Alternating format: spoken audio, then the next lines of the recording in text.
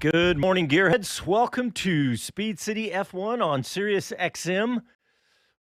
We are getting excited for the Singapore Grand Prix coming up in about an hour. This is John Massengale sitting in the studio in Austin, Texas, joined by my cohort Les Kaiser. Good morning, Mr. Kaiser. Guten Morgen. And we got Bob Varsha over Zoom. Good morning, Mr. Varsha. How are you? I'm doing okay, thanks. I'm up here in this beautifully decorated storage room in my sister-in-law's house up in Flowery Branch, Georgia, where I was enjoying the final race of the IMSA WeatherTech series yesterday, the Petit Le Mans, which never fails to deliver, and it did again yesterday. That was fun. I watched about 9.5 of the 10 hours of that race, Bob. So, yes, I watched. Any highlights? Yeah, it's so cool. I just love sports cars. That's where I started, and remains perhaps my first love. Well, it was fun, Les. It was fun. 9.5 hours. I was going to say, Yeah, come the on. Why highlights- did you watch it for 9.5 The hours? highlights for me is because my son's team, he's a mechanic for the Optimum McLaren team, and they won the Michelin Endurance Cup Championship. They finished second yesterday at the Petit Le Mans, but they won the Endurance Cup. Excellent. So that was go, really Reagan cool. and team. Yeah, that was fun to watch. Had Yeah, a lot of skin in the congratulations to game. them. Yeah, thank you. Yeah, I'll pass all that along. But yeah, guys, we got Singapore coming up, and we've got Chris Medland who's going to join us here shortly. And I think I know the first thing that Chris is going to say, and that is it is pouring down rain in Singapore.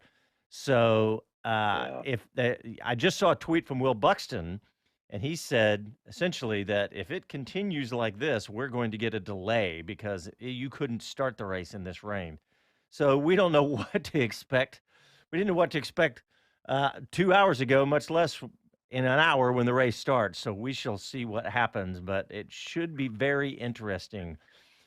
But I think I want to start with qualifying, guys, because that was pretty fun to watch, wasn't it? If you weren't in Max's seat, it was loads of fun.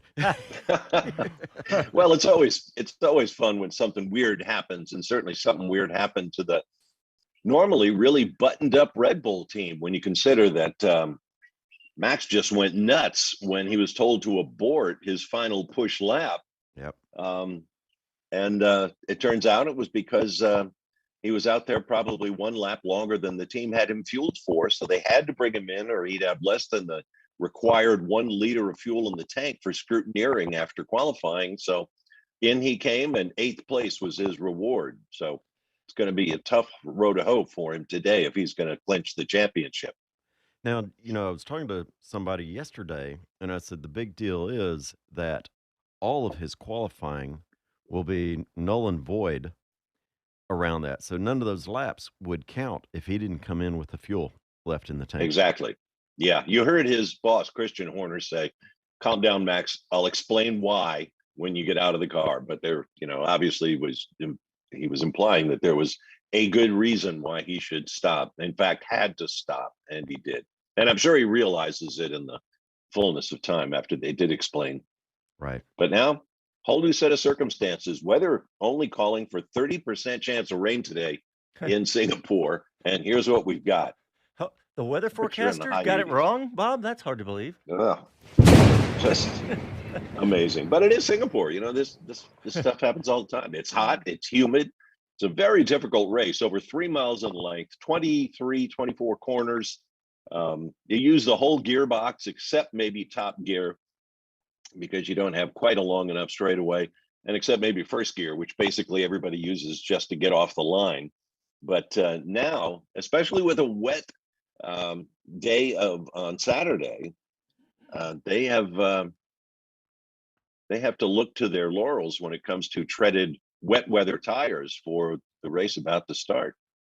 Yeah, this is arguably, Bob, wouldn't you agree that this is the toughest race of the year physically for the drivers with the circuit and the temperature and the humidity and all that? Yeah, I think it is. Certainly mentally, it's the toughest race. It is a street circuit, one of the fastest in the world, very bumpy, virtually no runoff anywhere. And of course, those unforgiving concrete walls everywhere you look. I'm surprised we saw as little wall contact as we did during the practice and qualifying days. But now all bets are off. We have a truly soggy racetrack. In fact, soggy enough that we may have to postpone this race for a little bit. Yeah, it's a mess.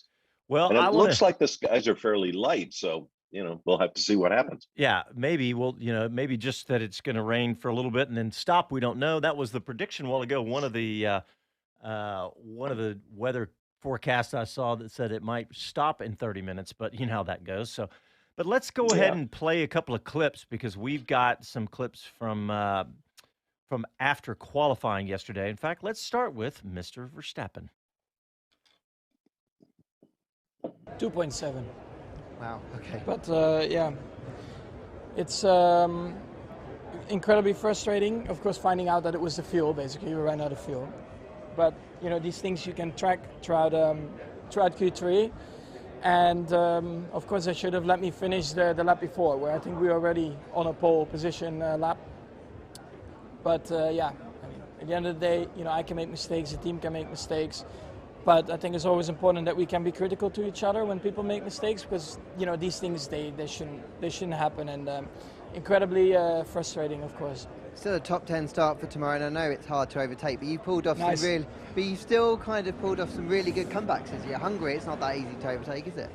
Yeah, but around here it's like Monaco almost, where it's just really hard to pass. So I'm expecting a really frustrating race for me, where I'm just stuck behind people. Hard luck. What do you think, Bob? You think he's got a chance to to win? I think that's not in your life. Yeah, not in your life. Whiny race drivers, come on. Of course, this is Max Verstappen. You want to be the world champion, you find a way to pass people. Obviously, he doesn't have to. He can just run conservatively, never gain a place, finish at low points, and move on to the next race in Japan next week, where it's a little bit easier to pass, and he'll and clinch there. What difference does it make where you clinch the world championship? But it's going to be a really interesting day with the rain adding to this problem. And I'd like to know what the rest of the guys in the field, like the Lewis Hamiltons and the Charles Leclerc, who will start from pole today, think of Verstappen wondering how he's going to get by these slower drivers up ahead of him. It's wild. It's F1. It's why we like it. Well, one thing that I liked about this, and it didn't occur to me immediately, but pretty quick after, is that this could push the championship to Austin. So we could see it here. Whoop, whoop. We could see the. Could well do it. It could happen now that Max is not. If he ends up getting less points, especially. So, Les, what'd you think of Max's comments? Not surprising. He was overly vocalizing his dismay during the towards the end. But he's not the only one that talks about how difficult this track is. And one of the things that, as they were talking yesterday, anytime I hear somebody talking about how difficult it is to pass on a track and how tight things are, I go to Jonathan's haunt, Macau, and think of that, how tight, how some of those curves you're practically bouncing off the wall of buildings as you pass through. And I think this is about as close as you're going to get on the F1 circuits. Hey, guys. Yeah, go ahead, Les. I was just going to say, I'm just checking the weather. They're showing it live on television right now, and it is pouring, and there's standing water in the pit lane. I mean, it looks like an inch or so of water just standing in the pit lane. So it is just, if it doesn't change in the next 45 minutes, it's going to be a problem. Well, another point with regard to what Verstappen had to say, I mean, he's clearly already thinking about what he has to do today. And I think that's a huge part of the mental battle, is that, he has switched off. I'm not starting from the front row. I'm not starting from pole. I can't plan my race around that. I've got to plan around passing, frankly, some very quick guys, including the pole sitter Leclerc and his own teammate Perez, who should be no problem as he gets by at some point in the race, because the team will make Perez give up the position. And there's plenty of room for passing. There are now 3 DRS zones on this track. It used to be 2, and there's always safety cars, at least one in every running of this race in the past. So it's entirely within the realm of possibility that Verstappen can do what he has to do today, and he really has to win the race with Leclerc no higher than 7th and Perez no higher than 4th if Verstappen is going to clinch his second world championship today. Well, I want to play a clip from the pole man, Charles Leclerc, and you guys realize that Leclerc has more poles than Verstappen this year. This is his 9th pole of the year. So let's hear from Charles Leclerc. Well, that's obviously very special to hear that. On the other hand, we need to win more races on the Sunday, so that's where our focus will be. It's great to be on pole, but yeah, again, we've got to finish the job tomorrow. And but to be honest, I'm happy because yesterday have been a very difficult day, very few laps because of some technical issues on the car. So yeah, I'm happy with today. How much did you learn kind of overnight into today, make the changes that I know conditions couldn't really check out, but heading into tomorrow, this circuit, it's not as easy as it is to overtake in Monza, so you should have a better chance in you keeping them behind. Yeah, but I don't want to rely on the fact that it's just harder to overtake. I really hope that we can also show that our performance is very strong because it's been the case all weekend. So yeah, I'll rely on pace, and obviously here it's a bit more difficult to overtake, but I feel like tomorrow is going to be a tricky race, obviously, with the rain probably, and track drying up very, very quickly. So it should be an exciting race. But yeah, we'll try to use that. Yep.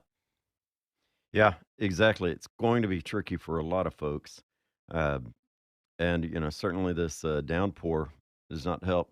Now, in about an hour ago, they were saying that this was going to end right about race time, and that it should go on with the track drying. So there's an opportunity for us to see something very similar. We just got a message in our ear from the producer, said that the start procedure has been delayed. So we shall see what happens. And we should have Chris Medland, and he just texted me and said, "Hey, did you forget to send me the Zoom link?" So I just sent him that, but we should have Chris. Oops. We should have Chris. I think I emailed it when I got up at 5 this morning, but I'm not gonna not going to promise I'm what not happened gonna at promise 5 that I a.m. this actually morning. did that. You just can't get good help. You know what I'm saying? It's rough. And I just looked at the TV pictures. You're right, bucketing down. Yeah, it looks pretty ugly. So we shall see. Let's see if they do the I saw demos. I saw an interesting note from the stat man, Sean Kelly. Yeah. 18th career pole for Charles Leclerc. The most successful driver in races where Charles Leclerc starts from pole is Max Verstappen. I knew you were who going has to say won that. 7 of those races. That is a horrible stat, actually. That is that is not what you want to hear. Yeah, I mean, Leclerc has only won 4 of the races he's started from pole, and he's got 18 of those. So, boy, he's got to get it together today. Okay. At least they won't have many tire options for Ferrari to mess up. They'll probably be on full wets the whole day.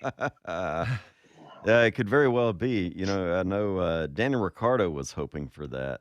I feel sorry for Daniel right now. He's still out looking for a dock to fish from. You know what? To me, though, I have a theory about Daniel Ricciardo, and it occurred to me late yesterday. I was watching him, and he was a lot different than he has been the last few weeks. To me, he's resolved the fact that that what's happened in his career is now happening. And I think he's made a decision. I have no idea what that decision is, but I think he's made a decision, whether he's going to go race some boogity NASCAR or whether he's made a deal with Haas. I don't know. I don't know what he's going to do, but I feel like he's made a decision just listening to him and just watching more smiles. It's interesting. Danny said, I love motorsports in all its forms, or something to that effect, and I like all kinds of racing, but I'm not going to do any other ones, which I thought was really kind of a weird thing to say. I think a lot of series would love to have somebody with a personality like Danny Ricciardo's. I know sports car racing would. I know IndyCar would. And if Ricciardo just set foot in the IndyCar paddock, or talk to ex-Formula One drivers like Roman Grosjean or Marcus Ericsson or, any of the guys who had some Formula One experience and then went to IndyCar and realized how friendly and welcoming the paddock can be, and how much fun the guys have on the road together, and how good the racing is and the quality of the tracks they go to. I think he might feel differently about that. But we have to assume that Ricciardo has considered every career option. He wants to stay in Formula One. You can't blame him for that. The question is where. Good question. It's interesting because even yesterday after quali, somebody was saying Haas would still be smart to take him.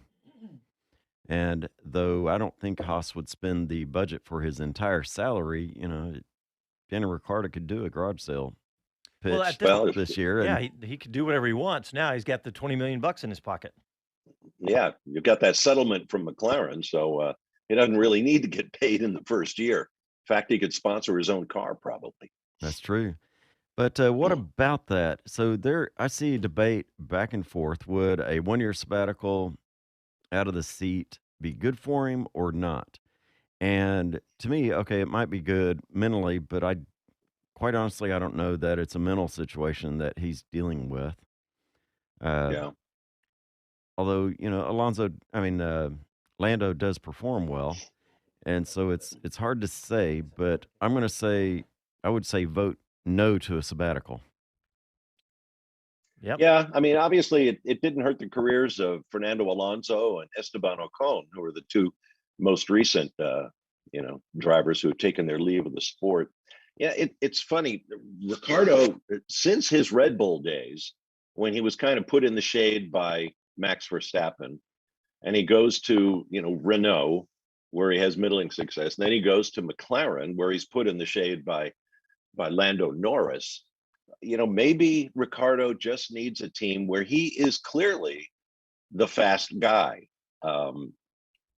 Would that happen among the available seats? Esteban Ocon at Alpine? No, he'd probably be about as good as Ricciardo. At Haas against Kevin Magnussen, might be just about as quick as Ricciardo. The seat I'm looking at is at Williams. Granted, back of the field team, but because of that, nobody is going to, start believing that you had a car that could have won the race and you didn't, so you suck. I think he needs one of those places where he can just go and shine on his own merits. And Williams might, as weird as it sounds, be a good place for him to go, or Haas for that matter. There's a team that really needs a leader, I think. And if he can get the better of Kevin Magnussen, Danny Rick is a star again, just like that. I was just thinking that I don't know if I was Daniel Ricciardo that I'd want to go up against Kevin Magnussen, because he's pretty fast and proven that he's been good. But all right, boys, coming up right after this, we are going to hear from Mr. Chris Medland live in rainy Singapore. Listen to Speed City F1 on SiriusXM. Back after this.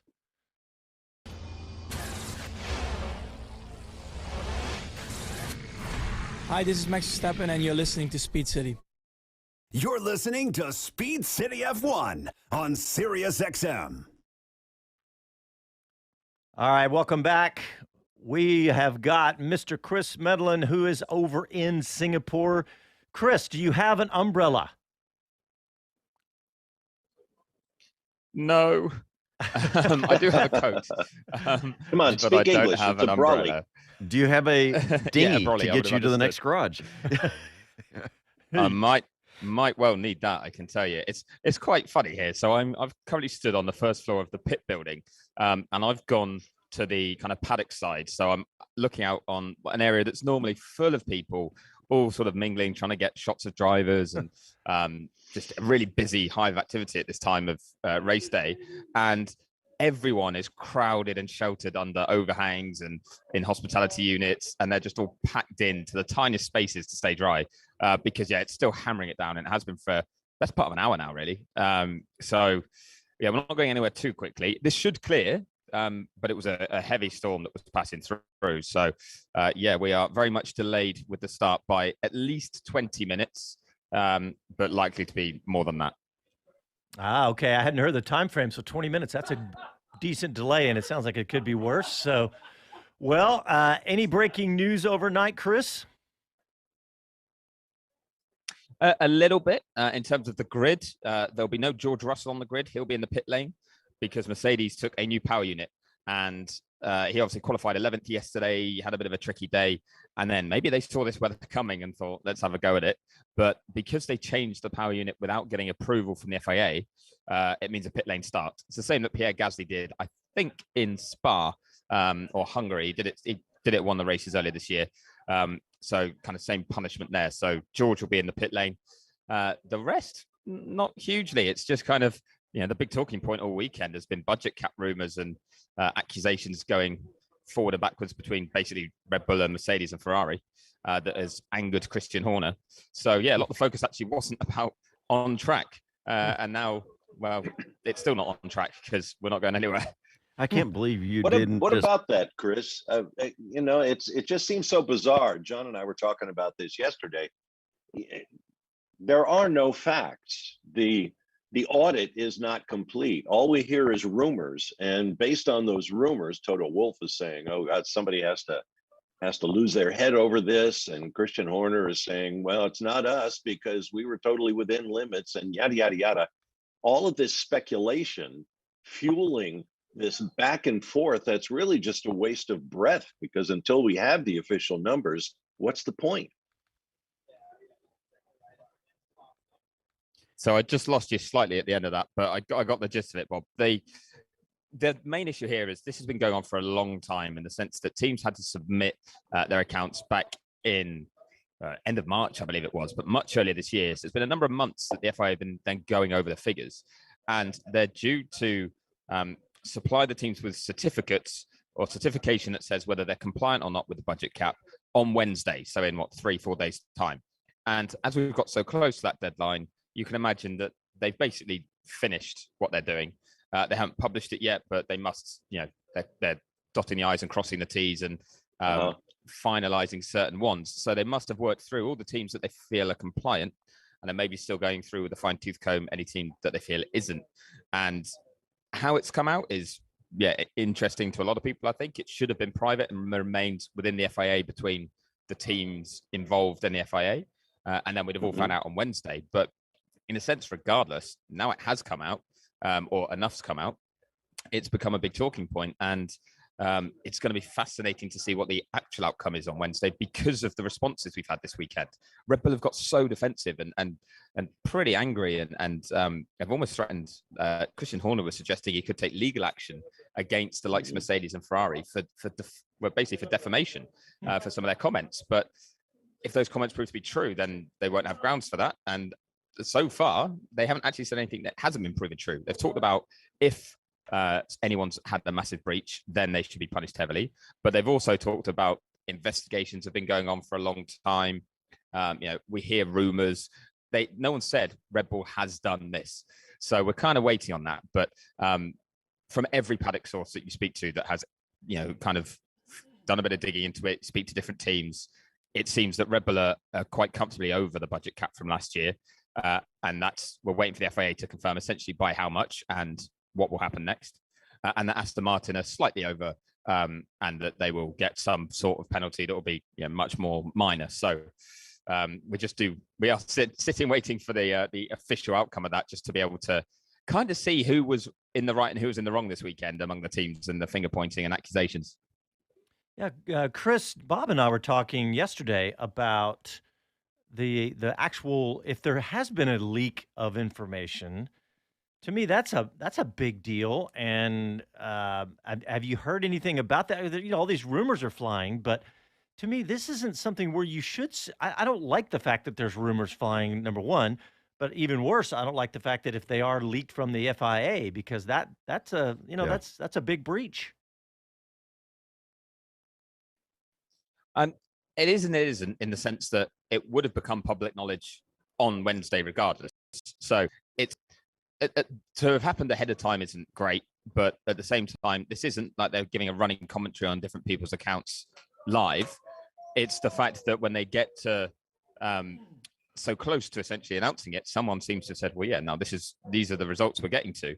And you're hearing ahead of time something that will be public knowledge. It's not to be kept private forever.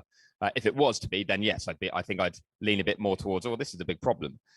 There is a question mark about how it's come out, who's heard what, but also there's so much back and forth between different teams, questions that be asked because they need to know clearly how they should be structuring their accounts, or how certain things in the financial regulations will work, because it's the first year we've had that. I think it was Ferrari was saying every week they're sending questions back and forth with the FIA because they're asking for clarifications or understanding things. Jos Capito said every meeting he has within his own team, the budget cap gets referenced, and quite often that leads to them having a list of questions to send over to try and check they're doing the right things. So it's a very complex and new sort of set of regulations. And I think it could have come out because somebody has asked a question and got the response of, oh, well, yeah, this happened with this team or this happened with that team. And then they start, asking a few more questions because they're like, oh, well, what do you mean? Why are they in trouble? Or how they ended up so far over? Or how did that help them get under? Because in a sense, the FIA have to be fair and kind of say, yes, if you do this, it's allowed. If you do this, it's not. It's the same as a technical regulation where sometimes teams ask for clarification just to get another team. Don't know if you guys can hear that, but a huge crack of thunder above me. Yeah. Just to get another team impacted with the way they design their car. Say this is a complete example, but say Red Bull say to the FIA, could we create a car with no side pods? And in their head they're thinking of what Mercedes have done, but they don't say is Mercedes legal. They say, could we create that car? If the FIA say no, then that clarification by default will then stop Mercedes doing what they were doing without a protest, right, without Red Bull actually accusing them of anything. So that's how this always works on a sporting side, and now it's happening in the same way on a regulatory side from the finances. Isn't it complex? Oh my goodness! Wow, crazy. And it's worth. Let's keep in mind that if there are violations and if punishment is coming, we're talking about the 2021 season. Am I correct? And how that set of results already in the books, controversially, could conceivably change, and that's just not worth thinking about, to my view. It just dredges up all of the Abu Dhabi related situation, and is Max in fact the champion if the team went over substantially on budget? And oh boy, don't even want to think about that. So is the steroid why he hit so many home runs? Yeah. I go back to the baseball where then we're going to get an asterisk on this. Yeah, that's the thing. And actually, as Bob says, it's the timing of it's the 2021 accounts that were submitted at the start of this year, the final accounts. But of course, in 2021, what most people were doing was spending money on a 2022 car. So then you've got the gray area of, okay, well, where did they gain performance by doing this? Which car was it? Which year should we be penalizing? And I've spoken to a couple of team principals this week off the record to try and suss that out. And they think if there has been a clear breach by any team in that sense, that they should be essentially penalized financially to the same effect. So their cost cap reduced so that they can't spend as much money as they would have done because they've already spent it, but also then something that has to penalize their performance moving forward because they've gained that performance by spending that money, be it less testing, less wind tunnel time. But instead of retrospectively removing points, they think you have to proactively make changes that will rein back in any advantage that any team may have gained by doing this. So, and to be fair, they might be talking of specific teams at that time, but that's how they think it should work across the board to be a deterrent. Otherwise, if you don't deter, and dare I say it, if you remove results from the past, but moving forward, someone's car could be a lot better over the next 3, 4, 5 years because they've spent more time and money on that car, knowing that they might get penalized, but it's short-term pain for long-term gain, and you can't kind of let it play out that way. So that's all the hypothetical kind of chat that's going on at the moment. It's going to be fascinating to see how this plays out because we haven't had this before. So, all right, gentlemen, coming up after this, we got some clips we want to play because we want to hear from Lewis Hamilton, and Alonso had some interesting comments apparently, and something from Kevin Magnuson too. Listen to Speed City, back after this.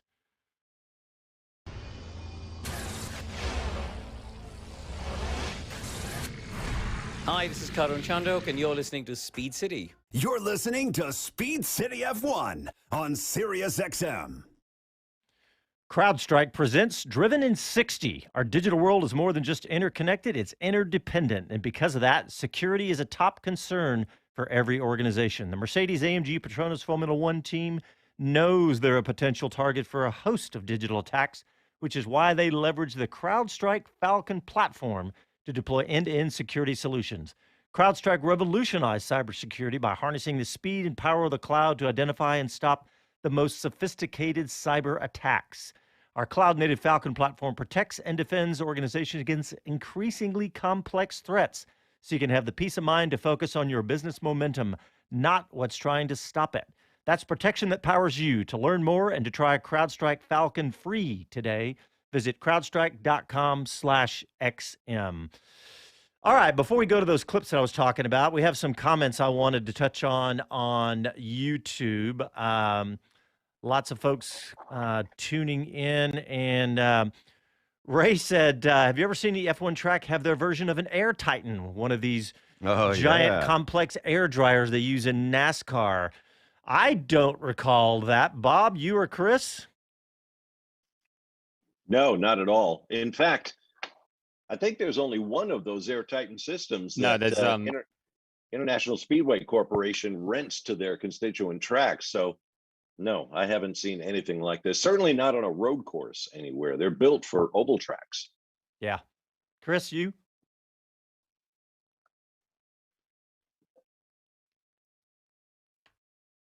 I think we got a lose Chris. Yeah, we got a delay. He just texted in. He's got a bad connection, but I think he was about to say no too. I don't think I've ever seen that in Formula One, at least not. I can't say I've seen it in any other any racing at all. Yeah, that's true. That's true. But yeah, and so if you're not familiar with the Air Titan, imagine what looks like a farming implement, except each tine on the plow is a jet blower that blows the water off the side of the track. Works great. Sometimes they'll have multiple units all lined up and just clearing the track. Yeah, till somebody runs into the back of it. You're right. There we go. Man, that's. But it is so wet. Yeah, it's looking just. I don't know what's going to happen here, boys and girls. I just pulled up weather radar for the area, and it does look like it is moving away from the track, but it's at the tail end of the storm, so it might be there a little bit longer, but it does appear to be moving. Oh, also saw an island pop up right away of clouds. So. Chris just said another delay, so we may have to check official places for that because he's got a bad connection right now. I hope you can hear me now. Oh, now we got you, Chris. Yeah, we've got sorry, team. It's the thunderstorm that's sitting here, I think, is playing havoc with mobile signals and Wi-Fi and stuff. And as I mentioned, you've got everyone huddled in the same place trying to rely on networks. But the next update is going to be provided in 15 minutes, and that was about 7 minutes ago. So at quarter to the hour here, which will be quarter to 8, so 15 minutes before the race should have started, we're going to get another update. Right now, it's still raining. It's lighter than it has been, and the worst seems to have passed us. But realistically, we've got to wait for even this lighter rain to stop before they can start to work on opening the pit lane, opening the grid, sweeping the track. They'll send the safety car out. So I think even the next update might be a further 15-minute delay. And then there'll be a 10-minute warning given to the teams to say, okay, we're going to open the pit lane, get your stuff ready, get your guys on the grid. And from there, it's 40 minutes before the race starts. The pit lane always used to open 40 minutes before lights out. So quite a long procedure. Yeah, we were talking about this morning. We didn't know how much, but this could be a pretty significant delay. So we will see what happens here. But what do you got, Les? Chris, I was going to ask you. So, usually we see a driver's parade and whatnot. I just can't imagine what that's going to be like. Or do they substitute a different activity? Maybe the guys on podium answering interview questions. I mean, what are the opportunities there? It already happened. It was dry when that happened. So they did the driver's parade 2 hours before the race. And all the drivers went out. They did a little photo for Fernando Alonso. It's his 350th Grand Prix. So it's like a new record he's setting. So they did a photo with a pit wall, like pit board on the grid. Went off in individual classic cars, which were very cool. And it was all nice then. You could see the dark clouds coming in from turn one direction. But there was no rain at that stage. And it was only... it would have been just under 90 minutes before the race started and about 5 minutes after the drivers came back from the driver parade, that then it just started to spit. Then it started to rain kind of normally, which is what we're now getting to. It's actually lightening up quite a bit. A few people are on the move. They've got umbrellas out and they're starting to emerge. But then it started to absolutely lash it down. It was just the wrong timing. But yeah, everything else actually went to plan. And I believe Green Day still did their set, which is remarkable. There's going to be some absolutely soaked fans. But yeah, the most of the procedures and things all happened. The only thing that we've had to then pause is actually opening the pit lane and sending cars out to the grid. Well, definitely, folks. You want to pay attention to the USGP. You know, we're on our countdown. Things are getting organized for everybody coming to Austin. Austin, Texas, baby. We are going to have one of the oldest cars ever in the USGP Drivers Parade taking place. I'm going to go out and help make sure it makes up T1 before we grid that car into the group. So, what is it? A 1923 Model T, I believe. Okay. All right. Well, that's cool. I just saw Haas F1 tweeted out a photo of about a bunch of F1 drivers in boats sculling across the wire. So join us on the grid in Singapore. So there's a shot of on the TV pre-race on F1 TV Pro of Lawrence Barretto, the writer, speaking with Alice Powell, the W Series driver, and which is a whole nother story. What's going on with the W Series in Singapore? But I don't know where Alice came from, but she is soaked. She is the proverbial wet rat. I can only imagine what's going through her mind. I think, on a serious note, we need to keep in mind that the last time these kind of weather conditions presented themselves was Belgium last year. And we all know how that turned out. Twice around the track to clear the race over, tens of thousands of fans getting soaked for hours on the hillside, and a black eye for the series.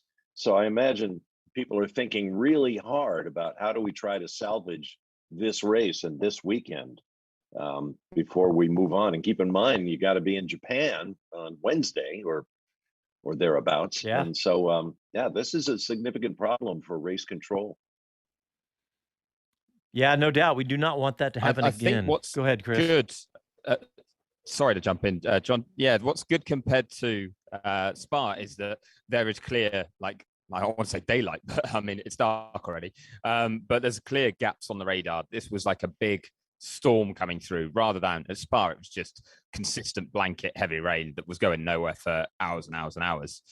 We've basically had, looking at the time now, just over an hour of solid rain, but we're down to it just spitting now. It's definitely eased here in the paddock. I've just had a few tweets from fans trackside who are still getting drenched in different places. So it hasn't quite cleared like certain corners, but it's definitely easing a lot. And we're kind of at the front of that, where the pit lane and paddock is, and turn one is where the weather's come in from.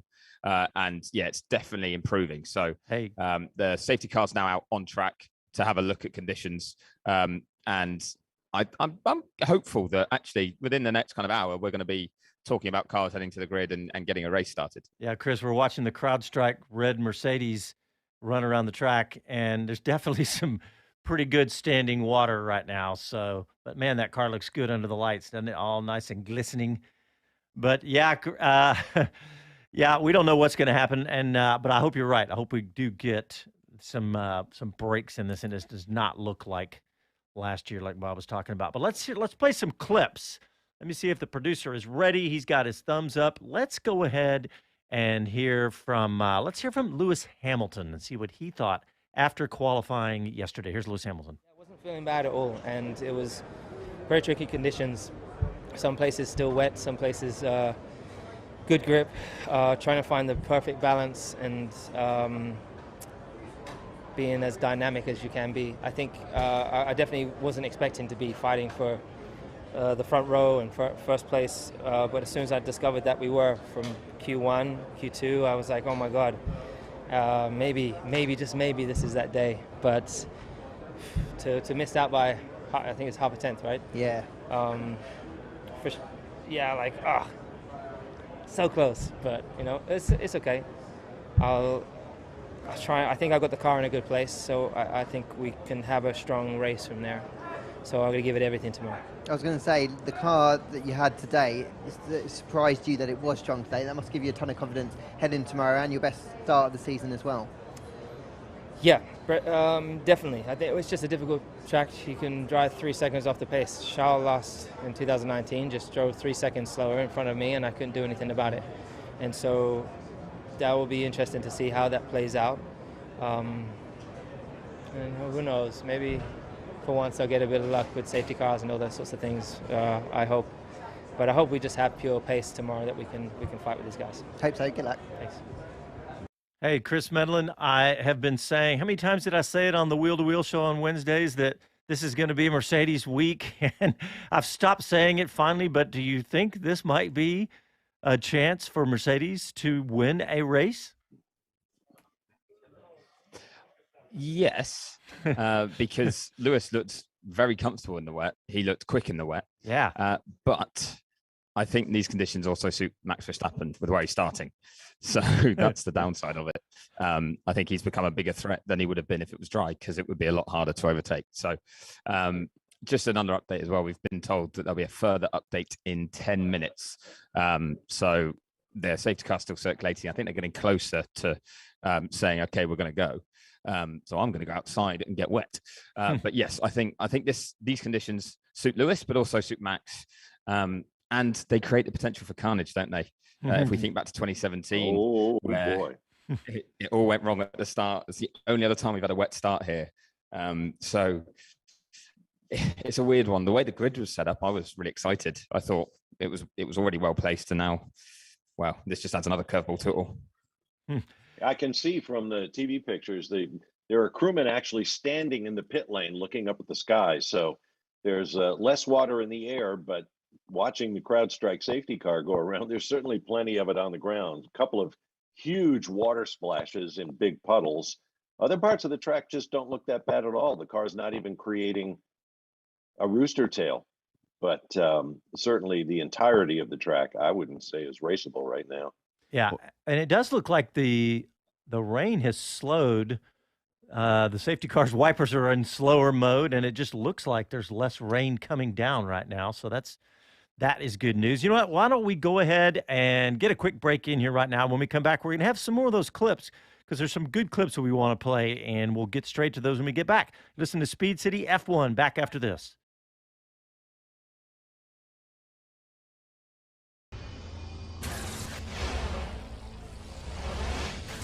Hello to everyone, this is Gunther Steiner, this is Speed City. You're listening to Speed City F1 on SiriusXM.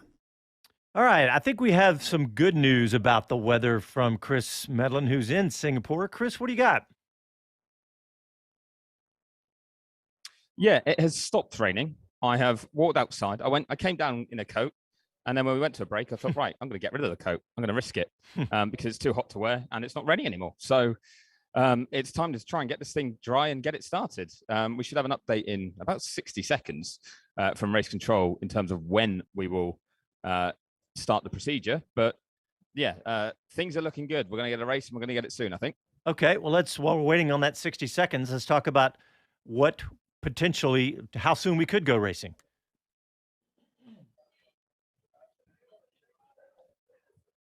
I think it's going to be within the next 45 minutes. There'll be a message soon that will give the teams a 10-minute warning, and then 40 minutes till we get started. So it's still at the moment saying that the start procedure is delayed, but I mean we're going to get that fresh update any second now, and that you can tell because teams are moving around, they're getting themselves in position and getting ready. So I think we're about to get the normal kind of build up. We'll get a grid, we'll get to talk to people, we'll get to find out how nervy they are. There's track workers out there sweeping water away already, trying to make sure it's clear to race as quickly as possible. Okay, and what time is it there locally? Is it like 9 p.m. coming up on? We're coming up to 8 p.m. 8 so p.m. it's 10 to 8. So technically, we wouldn't have started the race yet anyway. Yeah, it would start in 10 minutes normally. And we'll have that kind of 4-hour window to get the race in between 8 and midnight. So should they decide to stop the clock to make sure we can get a full race in. So I think we're going to be okay for a full Grand Prix here. Yeah, I was already adding the hour in my head. There you go. I was adding the hour. All right, well, let's we've got some interesting clips. Les, you did these clips for us, and we got a good one from who? Lando Norris? Lando Norris. This, and consider the weather. So listen to what Lando says. You like to make it challenging for yourself, Yeah, we don't just you? like to look like we're on the edge and then boom. Where did that pace come from? It's just the conditions. I don't think we were necessarily that quick today. It's just these conditions I enjoy. You know, I've always performed well in these conditions. A little bit like Russia last year or the year before. I don't know what. I forgot already. But when it's like wet, you're on slicks. Qualifying Q3, like you got to take risk, but you also don't want to take too much. And it's such a fine line between being in the wall and completing a good lap. You know, so it's so tough, but rewarding at the same time. And today was rewarding. So P6 was very good. Given the pace offset, then because of the conditions, is it going to be more just trying to keep everyone behind you tomorrow? Mm-hmm. What kind of track is this in terms of, I know it's difficult to overtake, what can you expect? I mean, I hope it's the most difficult race ever in the history of Formula One to overtake. That would be a good race for me tomorrow, so I have no idea, I've not done much following at all, so I don't know if it's going to be a lot better. It's always tough to overtake, it still is going to be difficult to overtake. There's only one overtaking opportunity here, so yeah, I doubt I'm going to be looking at cars ahead. Hopefully I'm just looking at some empty track, and I'll be happy with that. All right, have fun. Thanks. Cheers. Okay, so that was Lando Norris. I think, Bob Varsha, I think it's time to set up the grid, and I am excited to hear you do that this morning. Let's do it. All right, let's get after it. Let me find my notes, first of all. I'll give you more heads up next time. Yeah, I'm giving you a little bit more. Hang on. Here we go. All right, from the top, starting on pole, Charles Leclerc for Ferrari, his 9th of the year on a track where Ferrari went 1-2 the last time there was a Singapore Grand Prix back in 2019. Can anybody tell me who those drivers were?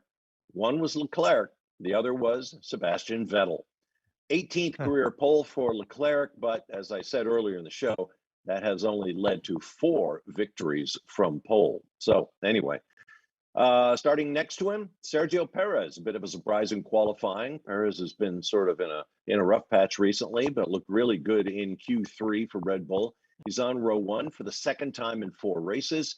He'd never previously been top 6 at Singapore and only made Q3 twice. So he seems to be zoned in this weekend. Moving on to row 2.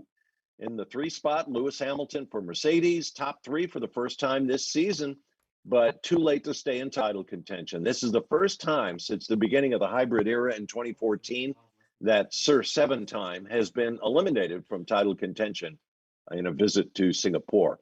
Starting next to him, Carlos Sainz in the 2nd Ferrari, the Spaniard's best starting position in Singapore in his career, beating his previous best of 6th and less than 0.2 of a second from pole.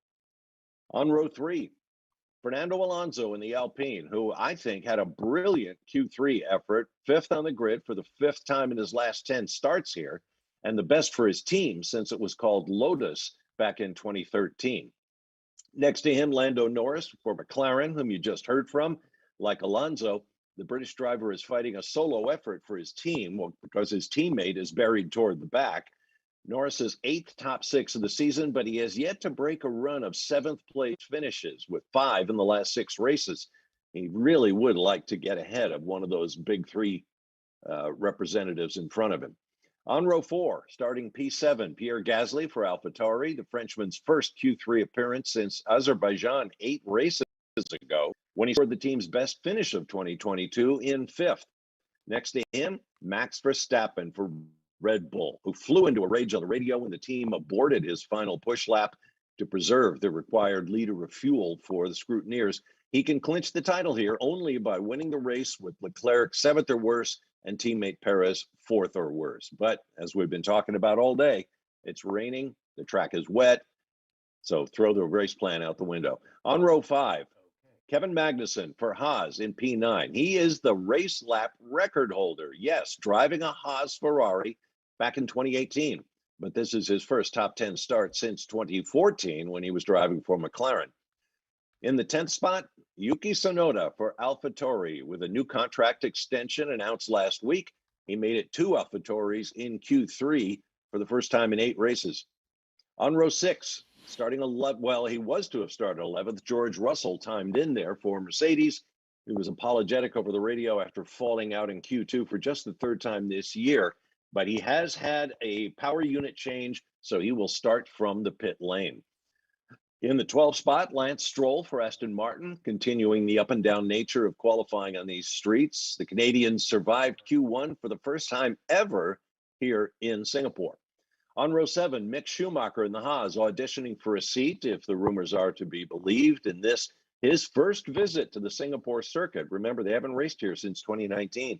And the 14th spot, Sebastian Vettel for Aston Martin. What an indignity. The last time the four-time champ visited Singapore, he won for Ferrari from third on the grid, as I mentioned. In his farewell, he starts 14th, never having previously failed to reach Q3 on these streets. On row 8, Zhou Guanyu for Alfa Romeo, another first-time Singapore visitor, where the Chinese rookie out-qualified his vastly more experienced teammate, albeit by just one place, because starting next to him is Valtteri Bottas in the second Alfa Romeo. And 2022 just continues to test the patience of the Finn, who went 148 races without ever being knocked out in Q1, only to see it happen 3 times now in 4 races. So I guess you could say there is a performance difference between a Mercedes and an Alfa Romeo after all. On row 9, starting 17th, Daniel Ricciardo for McLaren, the first pair of disappointed drivers. Ricciardo's third Q1 elimination in 7 races, made even more bitter for watching teammate Lando Norris start 11 places in front of him. And next to him, Esteban Ocon in the second Alpine, who starts 18th, while his teammate Fernando Alonso is 13 positions up the road. And Alonso even held provisional pole for a short time in Q3. On to row 10, the final row, Alex Albon for Williams says he's never been fitter following his recent recovery from appendicitis. I guess there's pain and then there's real anguish. Pick one, because next to him, Nicholas Latifi in the second Williams. The last row of the grid is all Williams for the first time this year, with Albon getting out of the hospital and knocking off his teammate by more than a half second. So there you have it.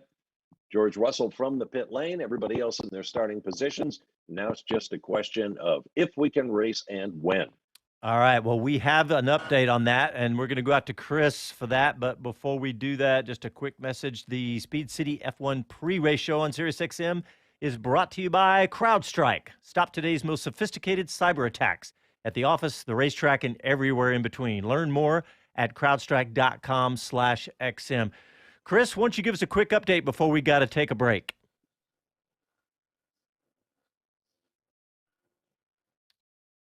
And there you have it.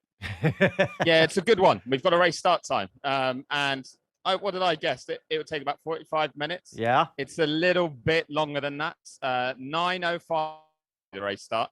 So the pit lane opens at 8:25, which is in 25 minutes. So essentially everything delayed would have been.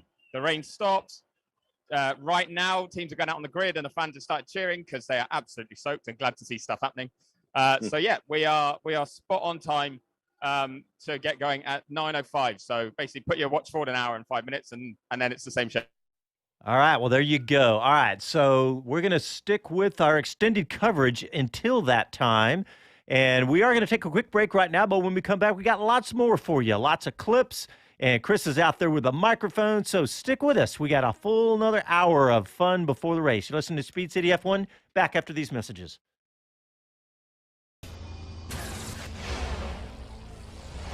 Hi guys, this is Pierre Gasly, and you're listening to Speed City. You're listening to Speed City F1 on SiriusXM. All right, welcome back. If you're tuning in right now and expecting the race, we're in a rain delay, but we do have a race time. We're going to start at 9:05 local time in Singapore, so that's just about an hour and 3 minutes from now. There you go. But we've got Chris Medland on the in the pit lane at Singapore right now. And Chris, what's it looking like? How's the rain? I mean, how's the water and everything? I know it stopped raining, so what's it looking like now?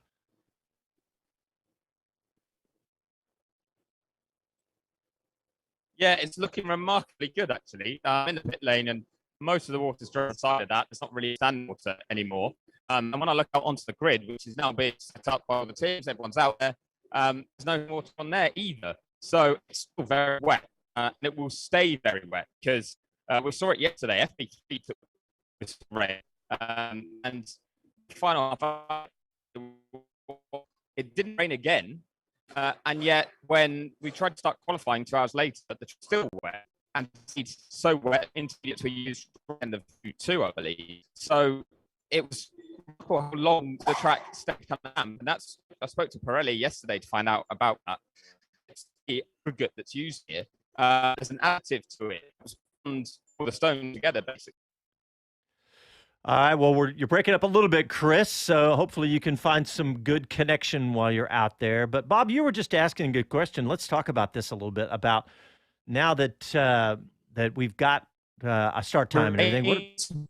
What about the tire strategies and what this is going to look like? Because I think Chris is, if we can get him a good connection back, we'll talk about, because he was talking about what the why the water's probably going to stay on the track for a long time. But Bob, what do you think? Well, Chris was speaking during the break about the material they used in paving this track and how it tends to retain moisture, which is not a good thing. And obviously, we're running under cover of darkness, so there's no sunshine to help dry the track. So it looks like it's going to stay wet for a while. The teams have a pretty good idea of where the crossover point might be to go from treaded wet weather tires to slick tires, should that happen. But right now it looks pretty wet, and the teams are in good shape, I think, in terms of their available treaded wet weather tires. They had 4 sets of intermediates and 3 sets of full wets. Some of those got used yesterday, but I don't think this track does terrible things to the wet weather tires. So they should be in good shape in terms of having the Pirellis they need to get to the finish. But the question is the track going to dry with the passage of all the race traffic? And if it does, who's going to be the first to make that courageous crossover to a slick tire? But let's not get ahead of ourselves. Right now, they're going to start in the wet, and it looks like maybe intermediates might be the tire to start on. And you know what? Les Kaiser, yesterday during qualifying, it actually made for a really exciting qualifying because we didn't know who was going to be the first guy to get out there on slick tires, so we could have a similar situation during the race. I think absolutely we will see that. And, there's quite a few of them that already are planning on the strategy of having a transitioning track in this. And so it'll be interesting who goes first. It'll be interesting in how far they go with their primary and secondary tires, which direction they go in that to try to make up for it. Historically, this is at least a single stop race.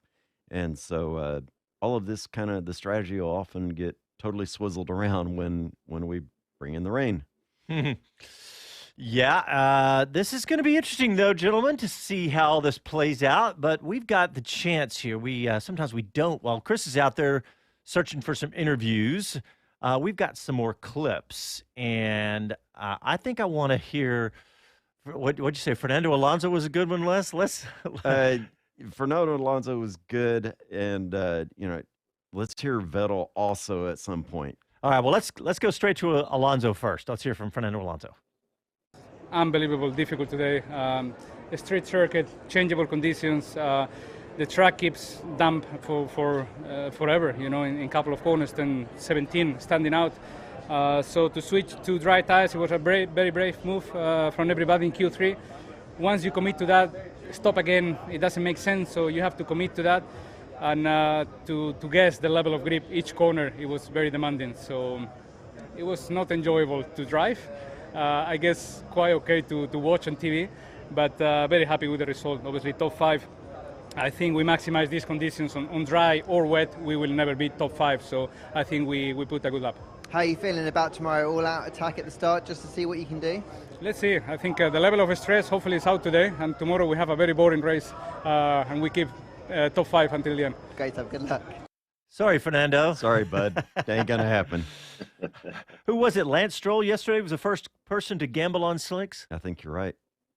I think you're right. I think they put both cars on slicks, which I thought was kind of weird, but it worked. Yeah, I think you're right. I think they gambled both, and Stroll outside of the top 10 at the time, I believe. Maybe I've got that the wrong way around. One of them needed it because they're outside of the top 10. One of them, in a sense, didn't.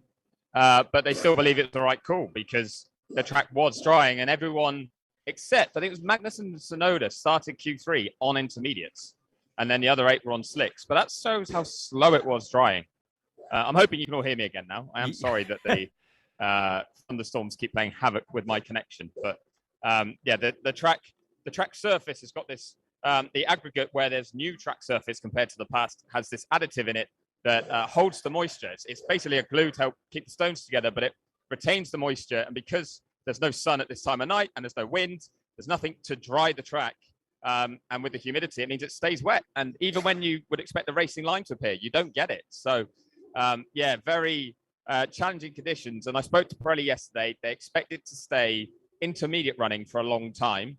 And each driver has 4 sets of inters. They have varying levels of new and used. But they all have, I believe, I'm right in remembering, at least 1 set of new inters. And Pirelli think they can do about 30 laps, so they're quite comfortable. They've also got at least 3 sets of full wets, of which I believe pretty much everyone has 1 new set. Maybe some don't have a new set, but that's not the tire anyone will want to use. If they're allowed to, and that'll come down to the FIA, they'll start on the inters. But the FIA can demand that everyone starts on full wets if they think it requires it. Looking at how quickly the track conditions have improved, the safety car's back from doing its recce, the track workers have swept away some more standing water, I think everyone will be starting on intermediates. Okay. Hey, Chris, I've got a question. One of the news stories from yesterday, late in the day, was Lewis Hamilton was called to the stewards for a violation of a regulation, which includes wearing the proper safety gear and not wearing jewelry. Was there any denouement to that story? Yeah, so what it turned out to be was that Lewis was wearing his nose stud again, that he'd been given an exemption to wear for a number of races this year, but then was told he wasn't allowed to wear any jewelry in the car. And his nose stud was fused in. So that's why he got this exemption, to find a solution to allow him to remove it, which he'd done a few races ago. He'd sort of managed to get that to happen, and he'd committed to following regulation. There wasn't anything new. It was just the FIA clamping down. But then his piercing got infected, basically. He had a blood blister that came up and it got infected. So he was told to put it back in to stop it kind of closing up in a bad way. And he had it in, and it got to this weekend, and the doctor that had looked at it said, you need to keep that in while it heals. So he had a doctor's note. The problem was nobody told the FIA this was happening. And when Mercedes submitted their scrutineering form to say this is where we're complying with your rules, on their form, they said that Lewis complied with the rule not to wear jewelry. Then the stewards, the FIA, saw Lewis wearing his nose stud, so said, well, he doesn't. So they called him to the stewards. They called Mercedes for a false declaration on their form. But then the doctor's note. And the rest is history. So bottom line is he got a doctor's note, Les. Bob? Sure, and that obviously improved his aerodynamics. He's performing so well this weekend.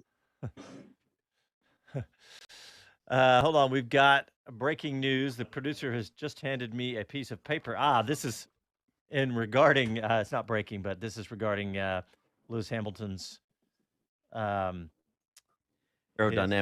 device. His aerodynamic device, yeah.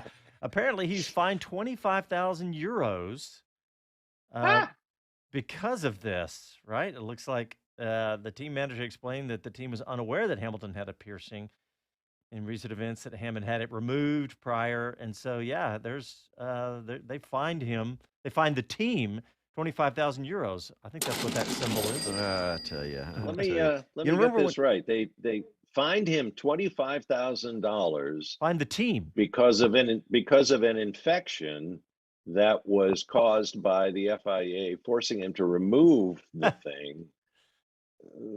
Yeah, I would have rather seen him do a donut. Follow the logic. Remember a few years ago they were getting a $25,000 euro for doing donuts on the track. I'd rather seen that instead of an infected nose. Yeah, in fact, I think I want to change topics. Thank you. I don't want to talk about infected noses anymore.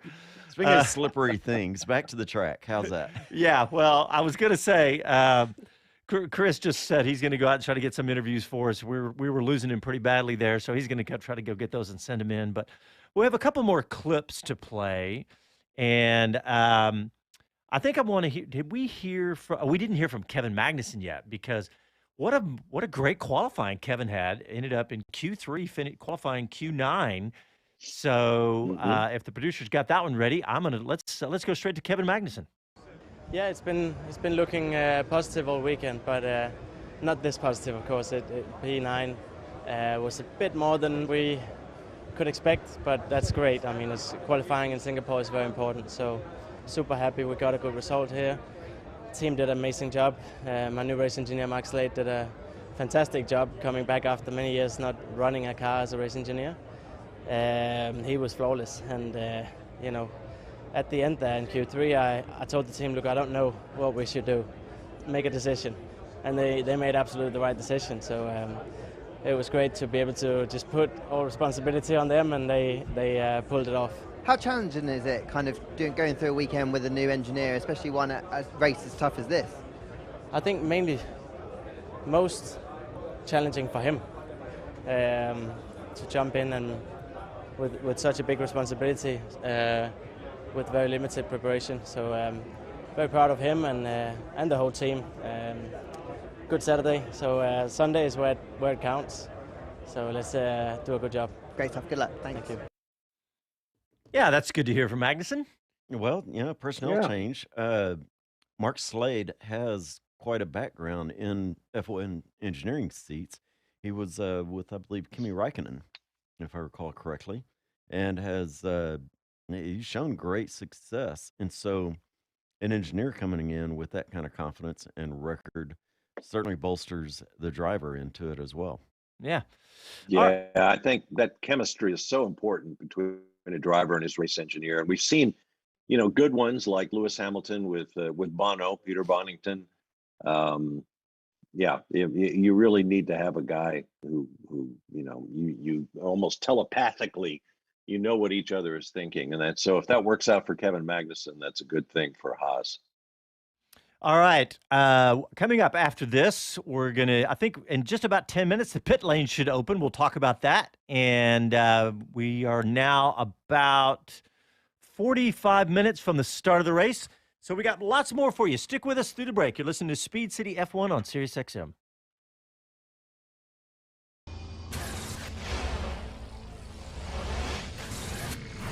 Hello, I'm Jenny Gow from BBC F1. You are listening to Speed City. You're listening to Speed City F1 on SiriusXM. All right, welcome back to the show. We are going to be about 40 minutes or 45 minutes from the start of the race now with the rain delay. If you tuned in just now expecting to hear the race, we are in rain delay, but the rain has stopped. The track is drying slowly, so we should get some racing here shortly. And if you want to call and join the conversation, the number is 512-643-5483, 512-643-LIVE. And we do have a caller now. We've got Tracy on the line. Hey, Tracy, how are you? Good. How's it going, everybody? Pretty good. Where are you calling from? I'm calling from Atlanta. Ah, you're in Bob's neck of the woods. Yeah, wave out the window. Let's see if I can spot you. What's that, Tracy? Very much in Bob's neck of the woods. Yeah, I saw him yesterday at Road Atlanta and Petit Le Mans. Oh, cool. That was fun. Usual entertaining race out there, wasn't it? Yeah, absolutely. It was a great day out there. It always is a great event. Well, what are you looking forward to today? Well, I'm looking forward to get this race started. I was surprised that it had been delayed, and I just saw Will Buxton quoted or tweeted my feeling exactly, which he said, what's the point of, putting all this money and technology into rain tires if, every time every time there's significant rain, they just basically wait until the track's dry enough that you almost don't even need the rain tires. Well, it's kind of hard to argue with that. I am glad to hear that we are going to be racing, but they say this track is in particular Chris was talking about how the asphalt does not dry very well. Something about the compound, it actually absorbs it and retains it a while. Yeah, that's it. I guess it makes me wonder, why they don't have better better equipment to dry the track off itself. I guess they don't have jet blowers or jet dryers or things like that in Singapore. Yeah, we were talking about that earlier. Somebody commented, "Do they have them?" And we just don't see those. We were talking about earlier. We just don't see them in anything outside of NASCAR, or maybe IndyCar, I guess, right? Yeah. But why not? That's the real question. Why not? They do work, so yeah. Sure, they've got a farming Why don't they have jet dryers? Sure. What are you going to use them for? I mean, you've got in Singapore, they've installed these thousands of lights, and they've done all the investment that you need to put on a very expensive operation like this.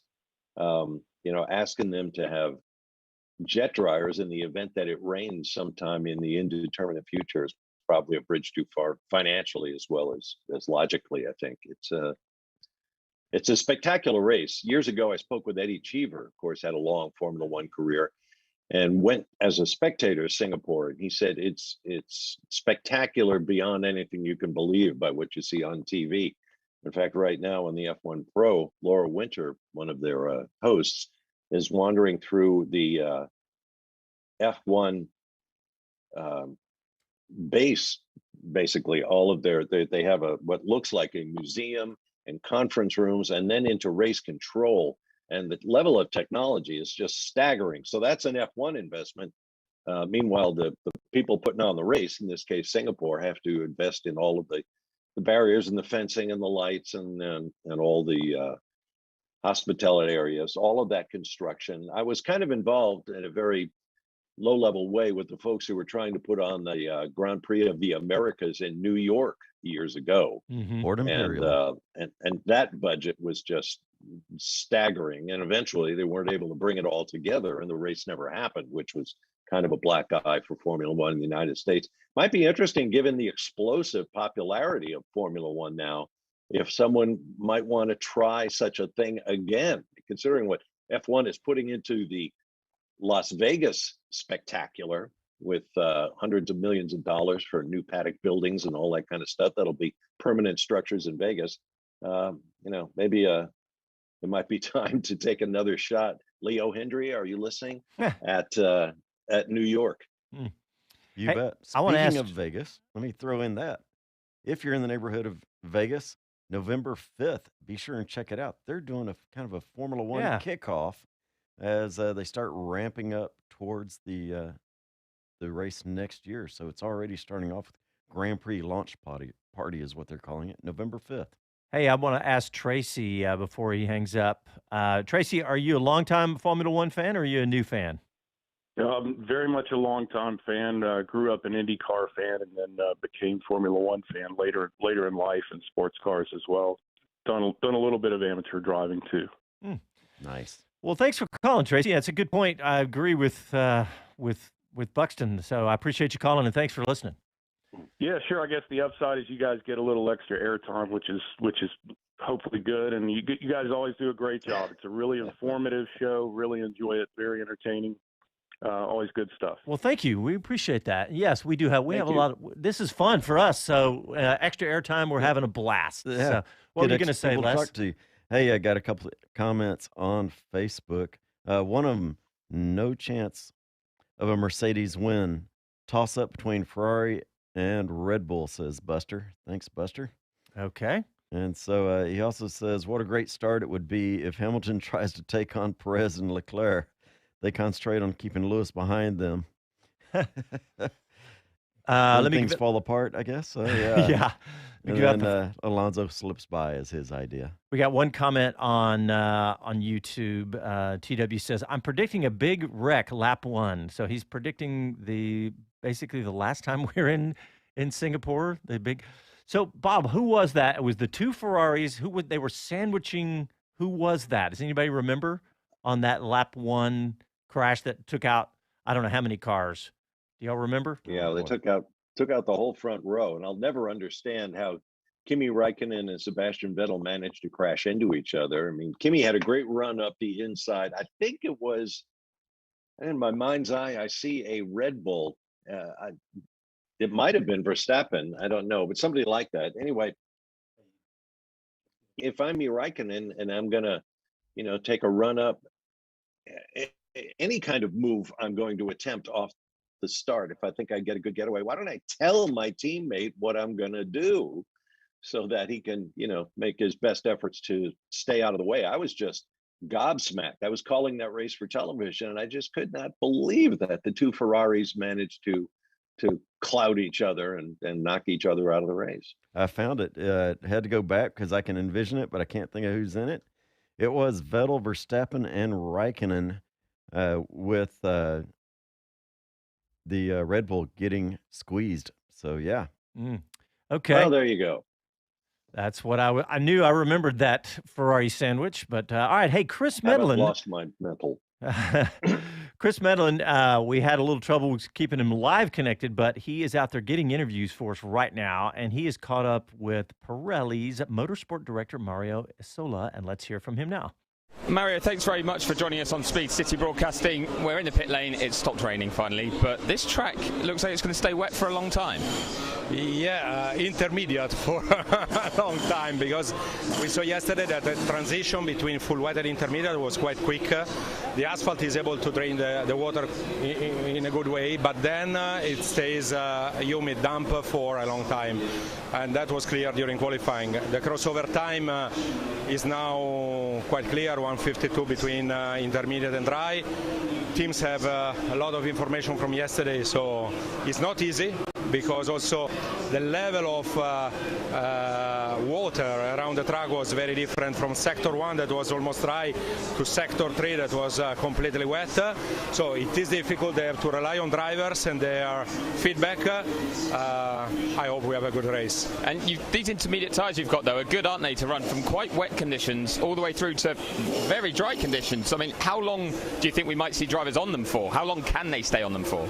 Yeah, probably more than 20 laps, because yesterday we saw some tires running more than 10 laps without any sign of abrasion, without any wear. The intermediate is working quite well. The track is not easy because you have 23 corners and you use a lot of traction, but it's coping quite well with this track, and I believe a long stint on intermediate is possible.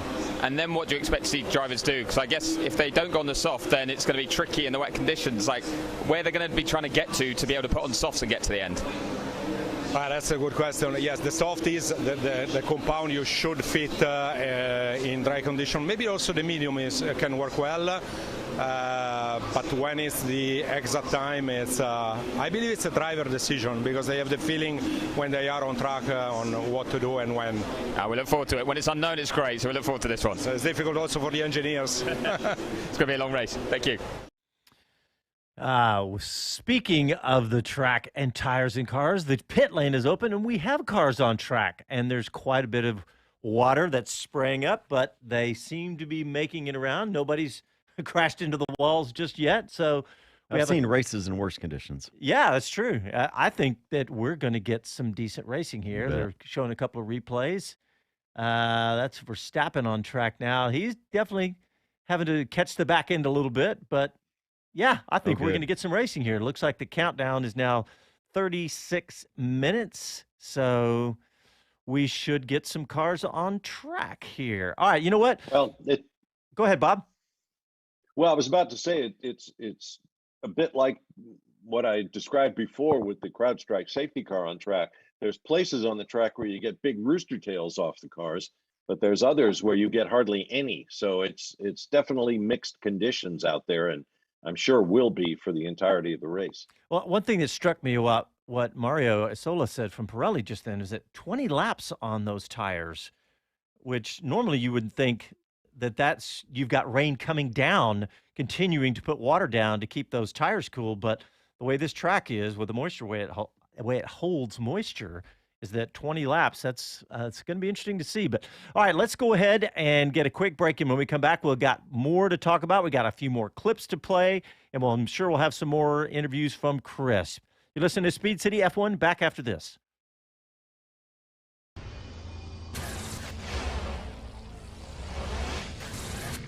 This is David Hobbs, and you're listening to Speed City. You're listening to Speed City F1 on SiriusXM. Les, are you like me that you remember where we actually got every one of those bumpers? I remember exactly where we were standing when we interviewed David Hobbs, right there at the doorway at COTA to the Media Center. Absolutely.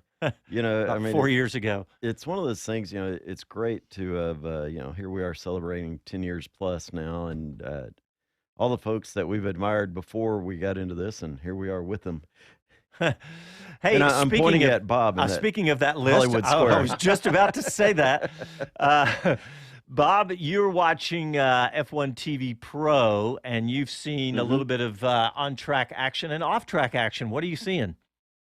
Well, everybody is out there on intermediates right now. And one of the things that we rarely see in Formula One, but it's a part of the rule book, is you don't have to go directly to the grid as a driver. If you want to do multiple laps, you have to go down the pit lane, but then you can go back out. We just saw Max Verstappen overshoot a corner, and he's on the intermediates, but we also saw some full wets with the blue Pirelli stripe around the sidewall being handled in one of the pits. So I don't know if anybody is going to experiment with full wets or stick with the intermediates. We heard Mario Isola say that the intermediates were the way to go. But watching right now, the straightaway in particular shows very little sign of heavy residual water. So yeah, I'd say intermediates are the tire to be on. And again, it's a mixed bag, and it's going to drive the drivers nuts. It's that irony of motorsports is that the best fun watching is often the most difficult time for the drivers mentally and physically. But this race is going to be an all-day sucker, no question about it. Yeah, well, we're 30 minutes away, so the cars are out on track and formation lap, and we're seeing some shots. There's definitely plenty of moisture still on the track, so it's going to be interesting. All right, Les, we have a couple more interviews. You're saying we ought to hear after qualifying. We ought to hear Sebastian Vettel next. Is that right? Yeah. Vettel's very low key nowadays, and but still delivers a lot of interesting takes, and some of it's not necessarily what he says. So yeah, let's hear from Vettel. Well, now we know the result. No. But we tried. It's a shame because I think we could have easily gotten to Q3 with another set of inters. That would have been the safe option. In terms of the underlying pace of the car, I know it's tricky to overtake around here, but how are you feeling about tomorrow? Well, we'll see. I think race pace looked quite good, but yeah, we'll see what we can do. I mean, it's quite far back. It will be difficult, not so easy to pass, but hopefully there's some rain.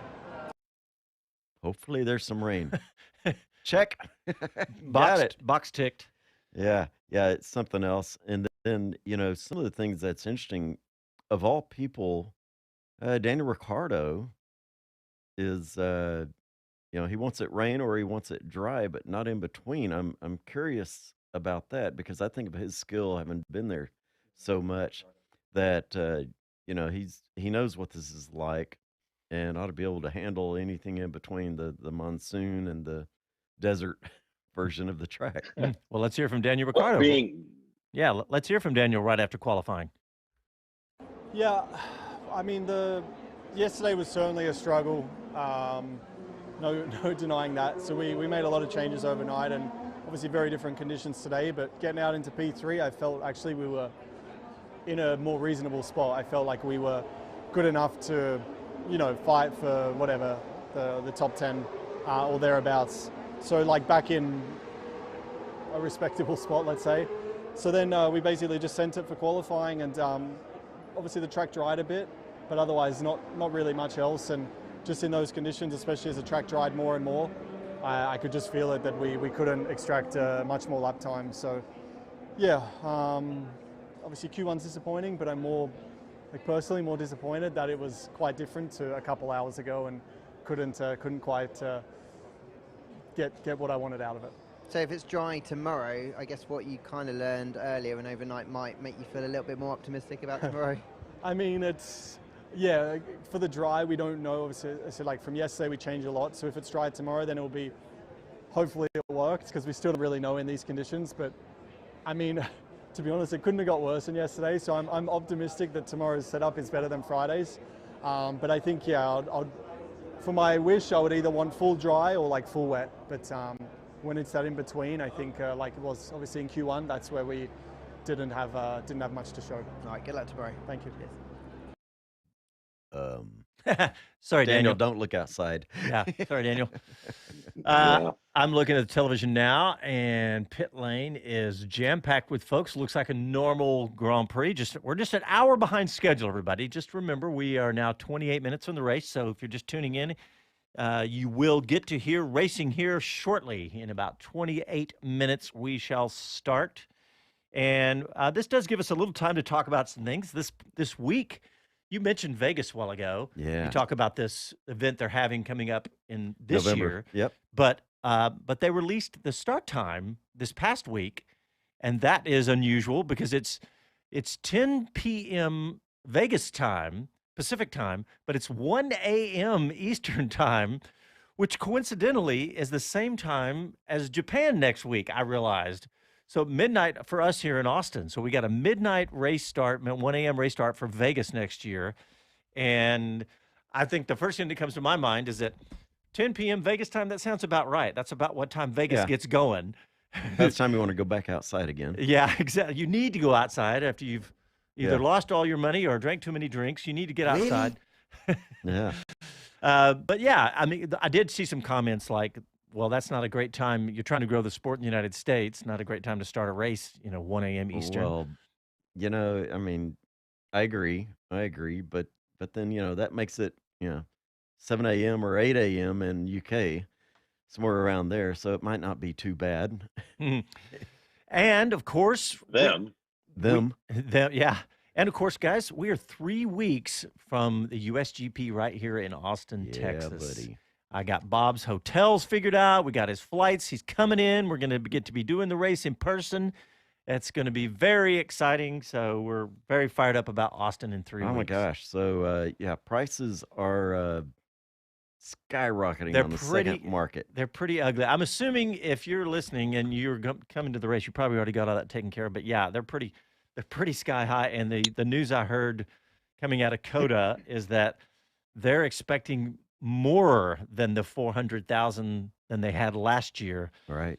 The good news is, gentlemen, that one of the biggest roads to get in and out of COTA that's always been a nightmare since for the last decade, it's been a little 2-lane road that goes from COTA out to the toll road, which is a massive, 8-lane highway. That road has gone from 2 lanes to 5 lanes. And that's the road that approaches T11 back there. It's not the one where you come in at the north side of the T20. track. Yeah. So, it's actually on the north side. Much, much better. Really does well. And, there's a lot of parking out there, even on the north side of that road.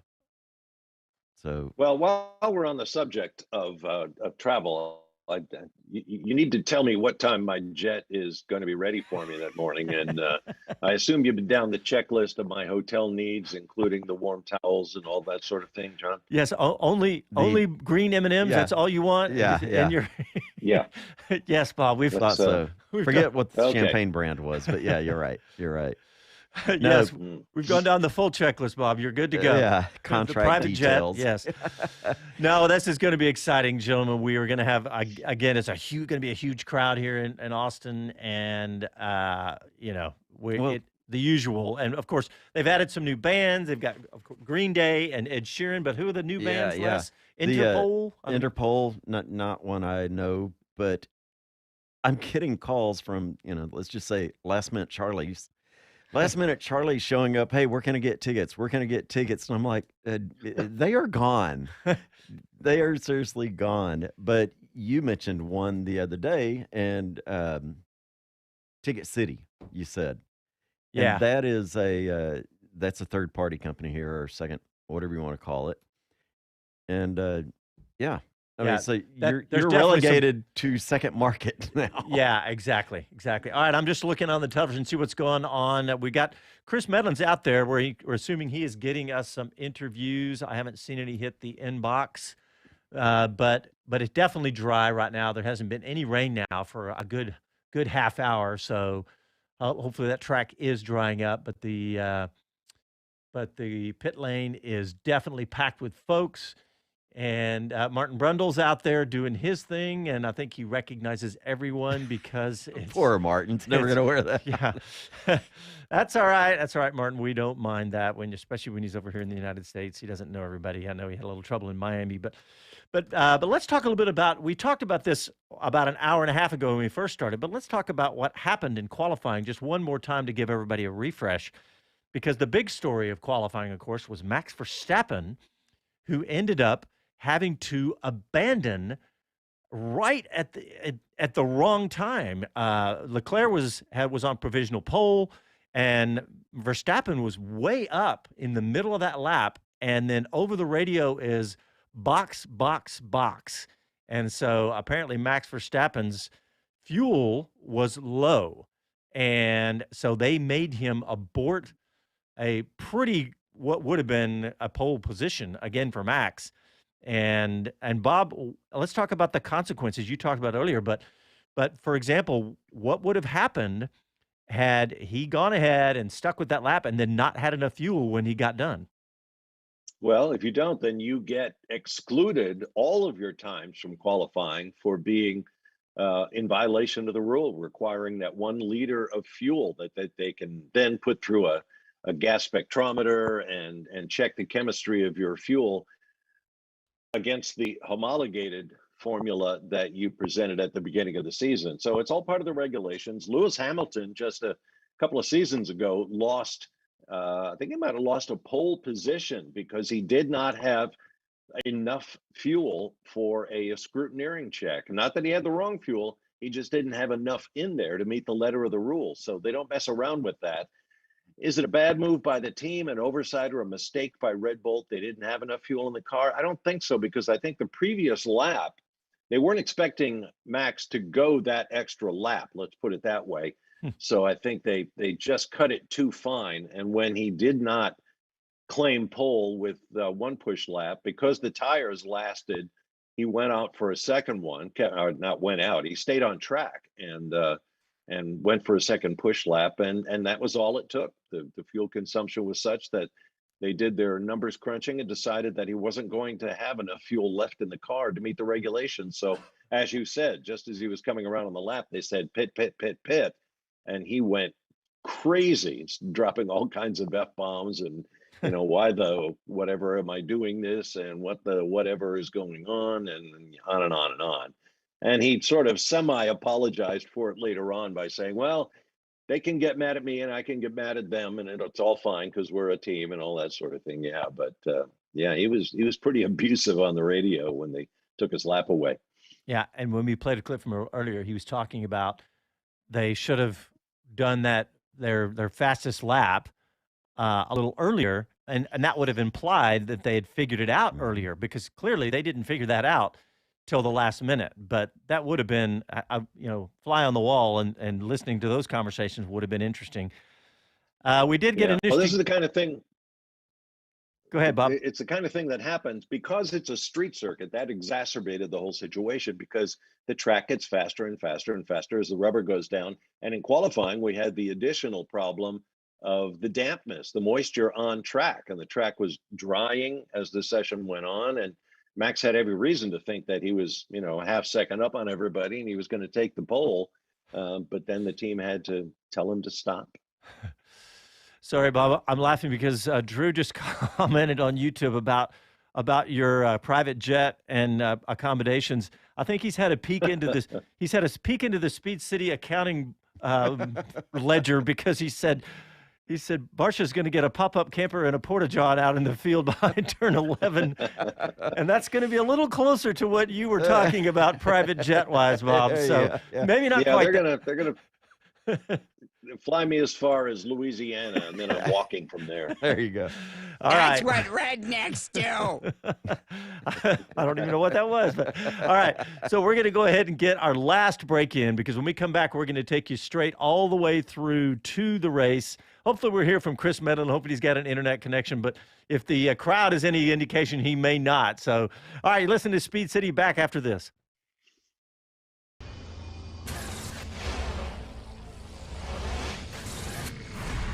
Hi, this is Mario Andretti, and this is Speed City. You're listening to Speed City F1 on SiriusXM.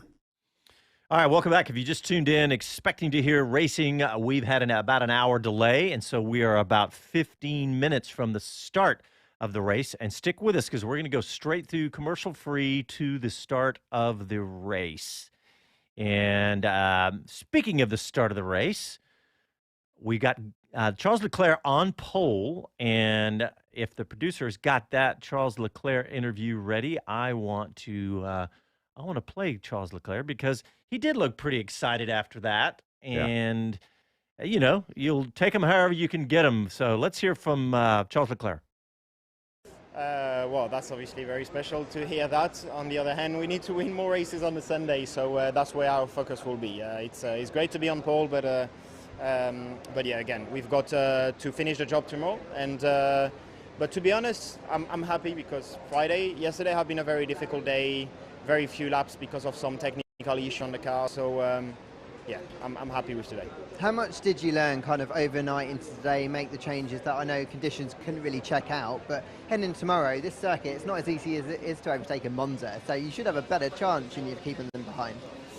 Yeah, but I don't want to rely on the fact that it's just harder to overtake. I really hope that we can also show that our performance is very strong because it's been the case all weekend. So yeah, I'll rely on pace, and obviously here it's a bit more difficult to overtake, but I feel like tomorrow is going to be a tricky race, obviously with the rain probably, and track drying up very, very quickly. So it should be an exciting race. But yeah, we'll try to use that. Okay, Leclerc's got a future as a weatherman. There you go. He predicted the rain. He said rain probably.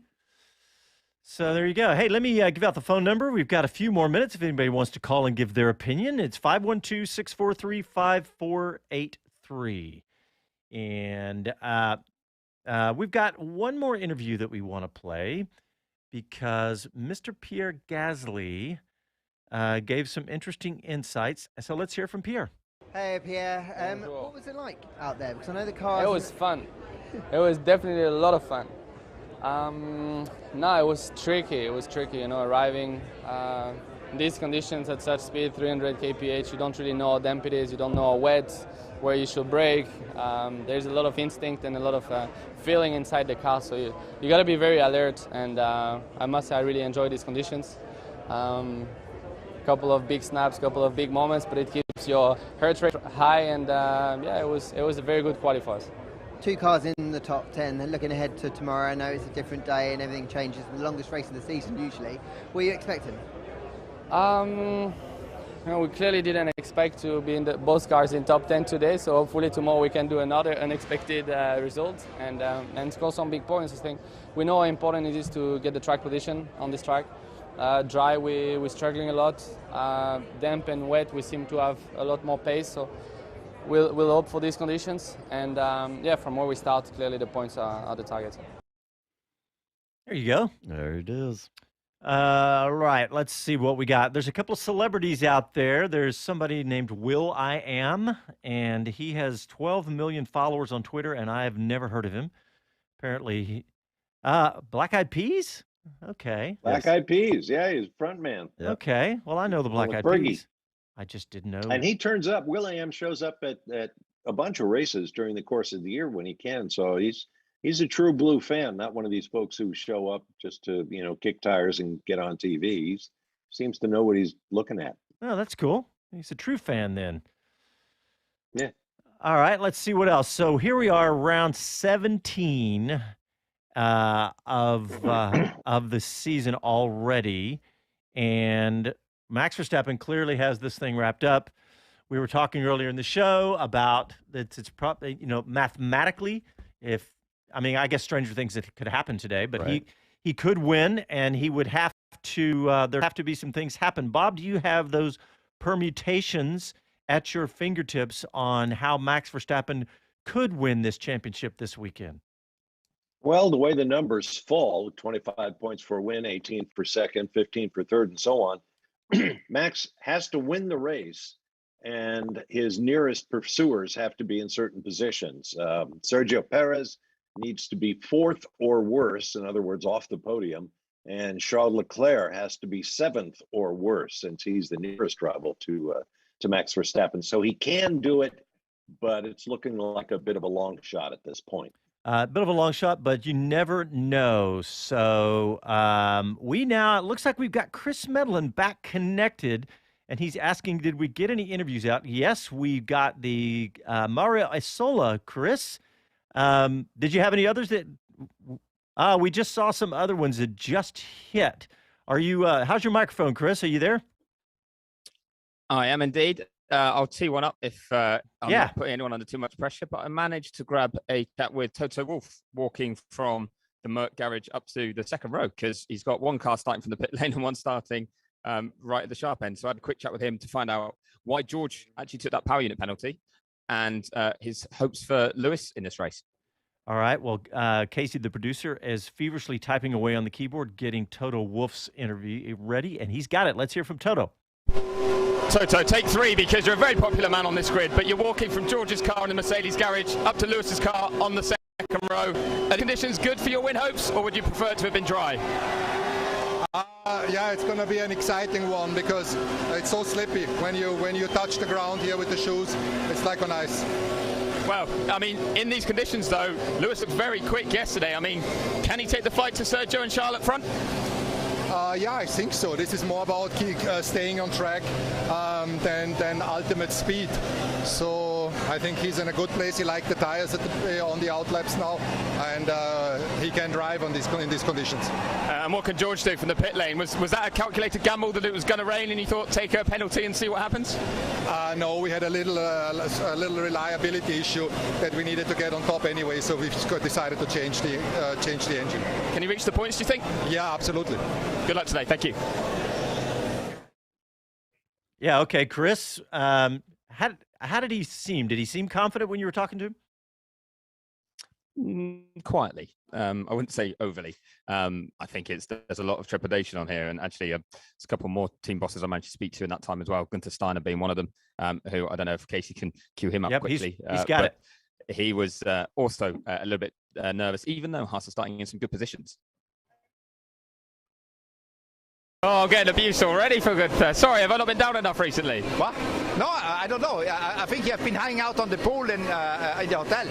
Yeah, I've not been working at all this weekend, but you've been doing a lot of good work this weekend. You've got a car starting in the top 10. Are these conditions good for you or bad for you? It's good for us to be at 9 and 12. But it's with conditions like this, it's a little bit, you cannot predict what will happen, you know. So you just need to stay as calm as possible, do the best you can, and you know, and then something will happen, you know. But you cannot say I'm going to do this, that, and the other. It's just like unpredictable with the conditions like this. Yeah, I mean, but you did perform well in them yesterday. The team made the right calls. The drivers did a good job with it as well. So are you confident that these are probably better than if it had been dry? I mean, as you said, yesterday was a very good day for us, but we have to repeat it, you know, so I don't know, but I'm confident we can do a good job, but all the other ones will do a good job as well, so I hope they are not doing as good job as us. Well, it's not been the easiest time, though, for you at recent races, or even the sort of second back end of the season. So how nice is it just to be right in that mix for points from the very start this weekend on a challenging track? Yeah, it's good to be here, you know, it's exciting for the team. I mean, we know that we can do it, and that's the most important thing, so to always keep pushing. Well, because you told me that I haven't been down enough, I'll come and find you after the race to find out about your next drivers next season. Nice job, Chris. You obviously got a nice relationship with Mr. Steiner. He told me to spend less time by the pool.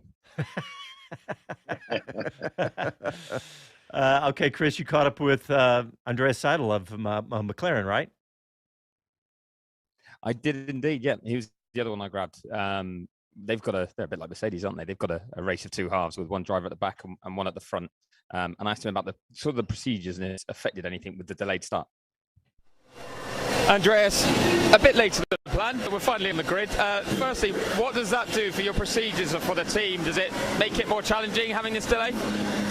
Not really, because we saw it coming already that there's a chance of a delay, so in the end it was just important to stay cool, calm and collected, which I think we did as a team, and now it's just about being back in the normal routine and hopefully execute a clean race operationally.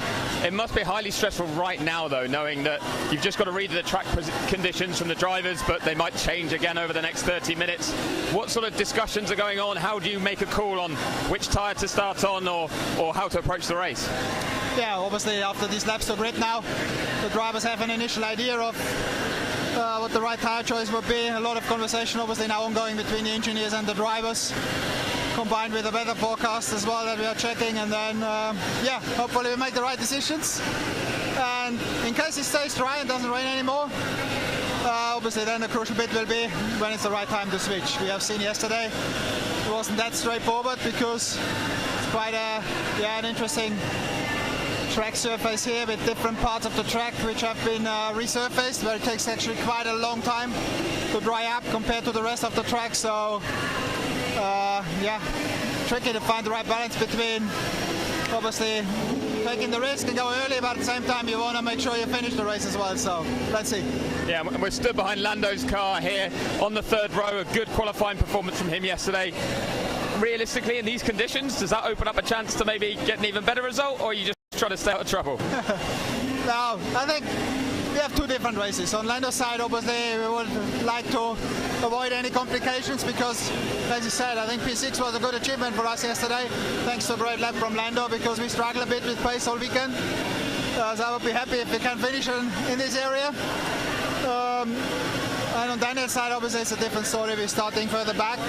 There, obviously, we hope for opportunities, which you always get in such conditions, and hopefully that helps us to move forward. And just finally, a lot of upgrades on the car this weekend. How have they looked? Yeah, they worked as expected. Again, it's difficult to read in the absolute detail because it's a specific track here, and we will struggle overall a bit with the performance of our package, old and new. So I would say so far so good. Happy with achieving P6 yesterday, which is good. But let's wait and see for more normal tracks to come, what actually we get out of this package. Yeah, we'll see how it goes in the future, but good luck today. Thank you for your time. Fantastic job, Chris. I know you're back in the media center, so you can't be super loud, but what's it looking like? I mean, is it looking like that the sky's lighter, or I said lighter because you can't see, but what, like radar, and does it feel like there's not going to be any more rain or not? No, I think we're going to be okay on that front. You're right. I'm just here annoying everyone. I try not to broadcast from in here because everyone's trying to focus on writing and have their train of thought. But we've actually got a great view over the start-finish line and the grid from the media centre in Singapore. It's one of the better ones. So right above the Mercedes pit box where George Russell will head out of to go and start from the end of the pit lane in a bit. But I think we'll stay clear.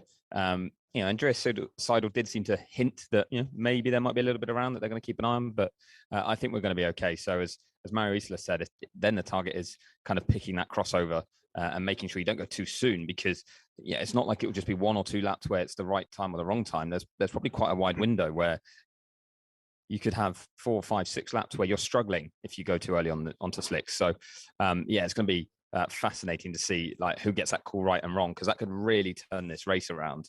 And one driver I think who is absolutely rubbing his hands with glee right now is Max Verstappen, because he said yesterday he wanted a wet race, so he had a better chance to overtake cars and come through the field. He looked so quick in the wet. He looked like he was going to be on pole by miles anyway, but if it had been dry, he was going to really did think he was going to struggle to get to the podium, unlike the races that he came through and won from first. It's wet. That's opened up chances for him, and he's really happy with that. Okay, well, we're down to about a minute and a half, so I want to get your predictions, everybody. I'm going to start with you, Les. I want to get your predictions for the podium, but I also want to get your prediction who will be the first on slicks. Okay. Let's see. Leclerc, Ham, Max. Okay, that's your podium? Yep. Okay, and who's the first on slicks? I'm going to say Ham's going to go for it. Okay. All right, Bob Varsha, let's hear your predictions. I'll say Verstappen, Leclerc, Hamilton, and the first to go on slicks will be Lance Stroll. Okay, that's who was first in qualifying. All right, Chris Medland, quietly, what's your predictions in first on slicks? I'm going with the same as Bob with Verstappen, Leclerc, Hamilton, but I'm going to go with Russell taking the first gamble from the back of the field. Okay. All right, that's a good choice. I'm going to shake it all up because it's a wet race. We don't know what the heck's going to happen. I'm going to say Alonso, Hamilton, Sainz, and first on slicks, Mick Schumacher. How about that, boys? All right, we are out of time, but remember, stay right here for the race on SiriusXM Channel 81. And then after the race, we have our full 1 hour post show with Bob Varsha and Chris Medland with more interviews and everything. And so stick with us, and we'll talk to you after the race.